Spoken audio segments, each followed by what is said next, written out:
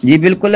जसकम मरकज जे ॾिनल सॾ ते समूरी सिंध जी शहदादपुर में पिण जीए सिंध क़ौमी महाज़ पारां प्रेस क्लब शहदादपुर आॾो सिंधु दरिया मां निकिरंदड़ 6 तकरारी कैनाल ऐं कारपोरेट फार्मिंग मनसूबे ख़िलाफ़ जसकम अॻवाणनि चीफ ऑर्गेनाइज़र सांगड़ अकबर मरी, ऑर्गेनाइज़र हबीब कलोई, मोहम्मद अली खोसो, सजाद सिंधी, मुमताज अली मरी ऐं ॿियनि जी अॻवाणी में बुख हड़ताल जी कैंप क़ाइम करे सुबुह जो 11 बजे लॻाई वई आहे, जेका शाम 5 बजे ताईं जारी रहंदी। उन मौके ते जसकम अॻवाणनि ख़िताब कंदे चयो त सिंधु दरिया असांजो जियापो ऐं पालणहार आहे। उन सिंधु दरिया खे सुकाइण लाइ धाड़ो हणी 6 तकरारी कैनाल कढिया पिया वञनि, जॾहिं त सिंध जूं हज़ारे एकड़ ज़रई ज़मीनूं पिण कारपोरेट फार्मिंग मनसूबे तहत कंपनी खे ॾियण जूं तयारियूं पिण ज़ोर शोर सां जारी आहिनि। पंजाब सरकार सिंध ताईं जेका सिंध ते वार कयो आहे। हिन भेरे वफ़ाक सिंध सरकार जी मिली भगत सां सिंध खे सुकाइण लाइ सिंधु बादशाह ते जेका धाड़ो हणी सिंध खां पीअण जो पाणी पिण खसे पियो। हुक्मराननि जी अहिड़ी नापाक साज़िश जेका आहे उहा नाकाम बणाईंदासीं। अॻवाणनि वधीक चयो त कारपोरेट फार्मिंग मनसूबो पिण सिंध लाइ ख़तरनाक मनसूबो आहे। हिननि मुतालबो कयो आहे सिंधु मथां धाड़ो हणण बंदि करे सिंध खे सुकाइण जी जेका साज़िश आहे उहा ख़तम कई वञे। जी